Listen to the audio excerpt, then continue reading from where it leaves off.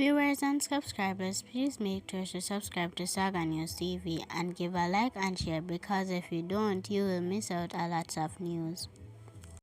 Detectives attached to the St. Thomas Criminal Investigation Branch have charged a man in connection with an alleged gun attack, and police during a pre-dawn raid in Lanesgate, Bull Bay on Thursday, July 3. Delana Brissett, 34, otherwise called Shrimpy, an equipment operator of Lanesgate, has been charged with possession of a prohibited weapon, use of a firearm to commit a felony, and shooting with intent. According to the Morant Bay Police, about 2:45 a.m., a police team armed with a search warrant under the Firearm Act conducted a target operation at Brissett home. Upon entering the premises, the officers reportedly came under heavy gunfire from Brissett and his accomplice, 27 years old Jadele Christie, otherwise called Jay, of Water Road in the parish. The police returned fire, and during the exchange, Christie was shot and found clutching a blue Ruger 9mm pistol.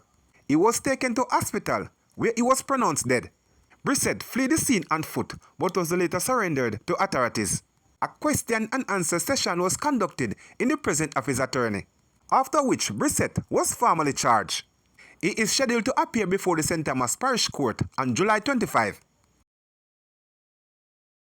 A man was fatally shot during a police confrontation in his home in Aki Village, St. Catherine on Thursday.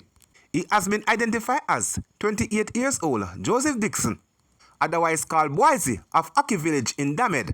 Reports are that about 6:15 a.m., a team of police and soldiers conducted an intelligence-driven operation in the Aki Village area.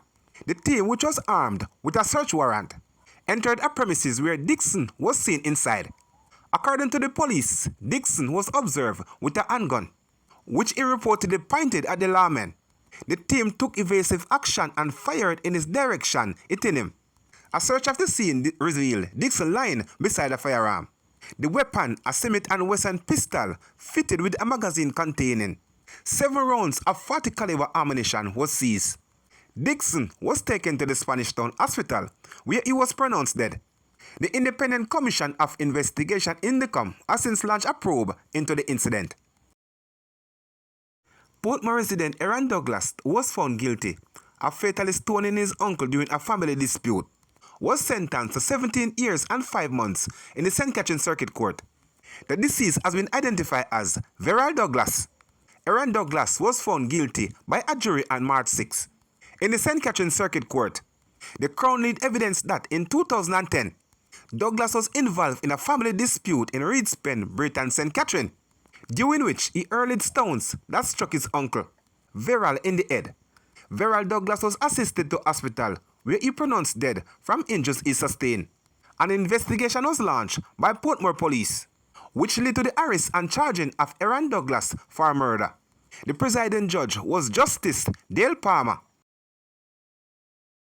An unidentified man was fatally shot by cops during an alleged confrontation with lawman in Olaba, St. Catherine Friday morning. The police say a loaded shotgun was seized. Reports are that about 2:15 a.m., a police team was conducting an operation on Garden Wood Lane in Olaba, St. Catherine, when they saw a man and attempted to accosted him.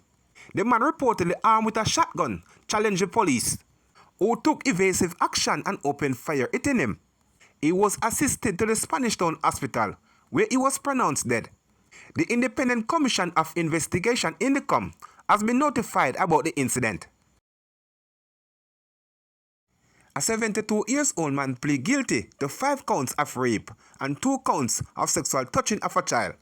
Was on Thursday sentenced to 15 years in prison. He was sentenced by Justice Bertram Morrison in his home circuit court to 10 years for rape and 5 years for sexual touching. The sentences are to run concurrently, therefore, he will only serve 10 years in prison. The man had pleaded guilty last October in the St. Catherine Circuit. He was recommended that his name be entered on the Sex Offenders Registry.